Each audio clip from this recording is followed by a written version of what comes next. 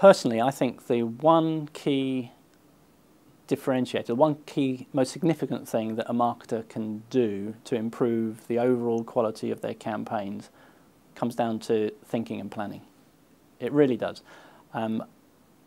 We all, I think, have experienced environments where we're so busy trying to get the next campaign out, getting it out the door, going, and then picking ourselves up, moving on to the next one, and just continually being on that treadmill of activity that we oftentimes, I believe, don't take the time to reflect on. If I actually did fewer campaigns, but actually thought them through more methodically, integrated the connections within there, took the time to ensure that the salespeople wanted the leads that you were trying to generate for them, took the time to ensure that from a client's perspective, their expectations were going to be met, that you weren't going to have the situation where a client responds to your campaign and then you leave it 6 weeks before you do the next activity with them. Those, I think, are some of the not very,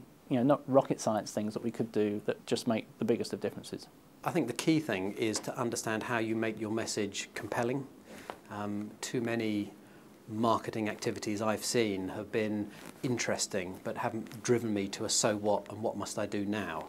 And so a focus that I try and put through the businesses I'm involved in is on how do we find the compelling message within the noise that we take to market ourselves. What is going to get people to take an action now because they really see the benefit of it to their role and their jobs. So that's the first thing. The second thing, I think, in terms of what marketers must do to influence more positively the behaviour of their prospects and their customers, is to think about relationships. It's an old adage, but what is it that I can do to win over the trust of that individual, to get them on my side so that they're prepared to listen to my compelling message and they're going to trust in it. And so how you work on relationships and how you work on single-minded, narrow, focused, compelling messages are the two important things to drive behaviour. You need one big idea. Get your big idea, and then don't try to change that for every channel, but try to make that big idea come alive in as many channels as you possibly can. Right? So don't dilute everything by changing it into different places. Actually, what you want is one really strong message, and then as many possible ways that you can think of for people to interact and have a touch point with that and join the conversation. So that's the key. It still comes back to a big idea, a big creative standpoint, and then just making it really, really easy for people to come into contact with that message. I think that one of the things that people kind of forget is all the channels that they have available to them. I think once you come up with a strategy and a plan, it's very easy to keep executing on the channels that you know. And, let's be fair, the more you know a channel, the more you can optimize that channel and the better you do. But I think that every once in a while, marketers should really kind of stop, in a way, what they're doing, lift their heads up a bit, and just kind of look at all the channels that are available to them and brainstorm how each of those channels, potential channels, could bring them leads. Because I think things are changing so quickly in B2B marketing, particularly online, that there isn't one prescriptive way of doing things, and you really do have to reassess, I'd say every quarter at least, if not more often, and just see what channels are available and how they can help. I know some people don't share this view, but marketers think that they can engineer the sales cycle process. So it's quite typical for marketing people to say, okay, we walk these people through a awareness, interest, desire, action process.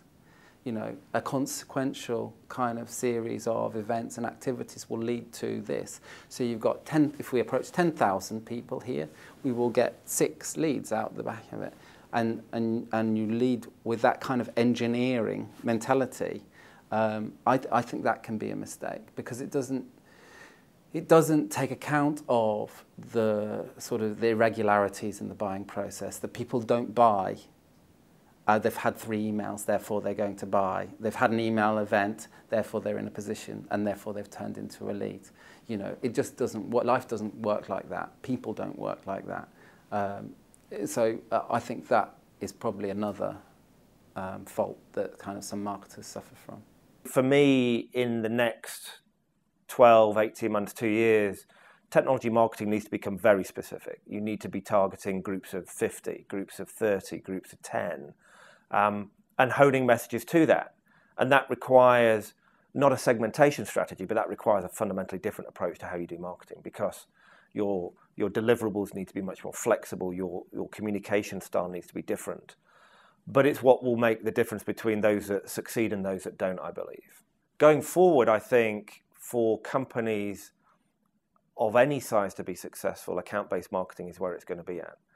It's going to be all about picking your bets, making your choices, and then investing into it, understanding that, you know, an opportunity in one account, say O2, isn't an opportunity for the whole company. You know, there are so many different entities, so many different organizations within the organization. You could spend, you know, a year developing opportunities in one account and still have only touched half of the business probably. So for me, you can still generate enough quantity and at the right quality, but it may be coming from smaller numbers of companies.